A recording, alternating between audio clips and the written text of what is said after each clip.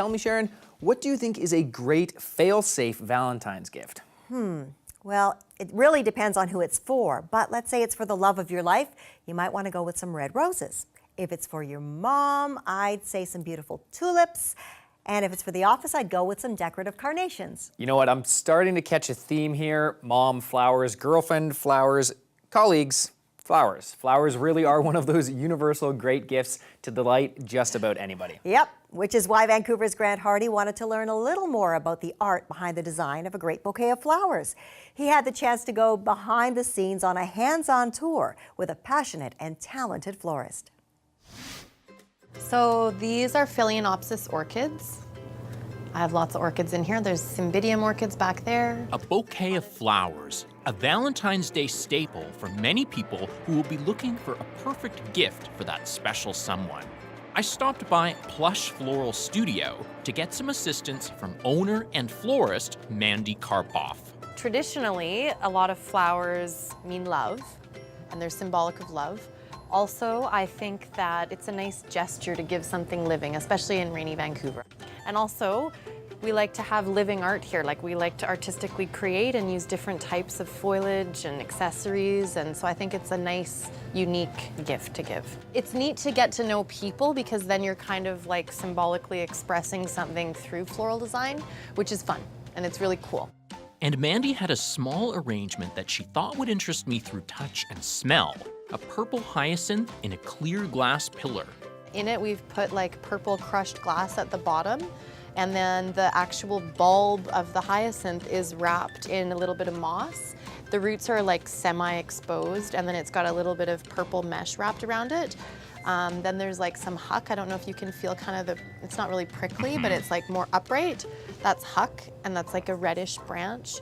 And then it's got some larger black river rocks right at the, yep, you're touching that right there, right at the base. Ah, yes, perfect. And then the hyacinth, because it's top heavy, that's why those are there too. So they're like aesthetically pleasing, but they're also serving a purpose so that it doesn't fall over. That's great. Yeah, and then it's just tied in with a little bit, you can feel this kind of cord that's around it. It's like a softer, that's just a purple. That one is just purely, I love that stuff. It's really fun to play with. But it also holds it all together. Yeah, that's great. Very tactile. I was inspired. I asked Mandy to show me what it takes to make a beautiful and professional bouquet.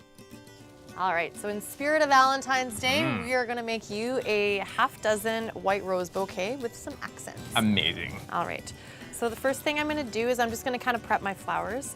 I'm just gonna take off of the outside what's called guard petals. Okay. So those just kind of, I think they look pretty, but a lot of people don't because they're a little bit rough. They're not super perfect looking, and they do exactly as they're called. They guard the rose. Right on. Once the roses were prepped, it was time to start with the greenery that will frame the flowers. Starting off with my madrona. So this is like fluffy little trees, for lack of a better way of describing it. Sure. But it's pretty, it fans out the bouquet. Fluffy little leaves. Yeah, and so I'm gonna try and get the most that I can out of this. So I'm gonna start with my hydrangea in the middle.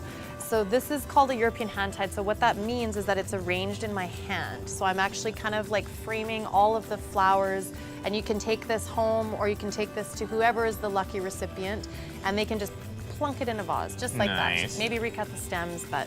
So all I'm doing is I'm just gonna keep twisting my greenery around framing the flowers. Mandy continued to arrange different types of leaves and the occasional long grass as a frame for the white hydrangeas, which worked as a centerpiece for the roses which were arranged around them. Take this madrona, and then that's pretty much it. Oh, okay. Yeah.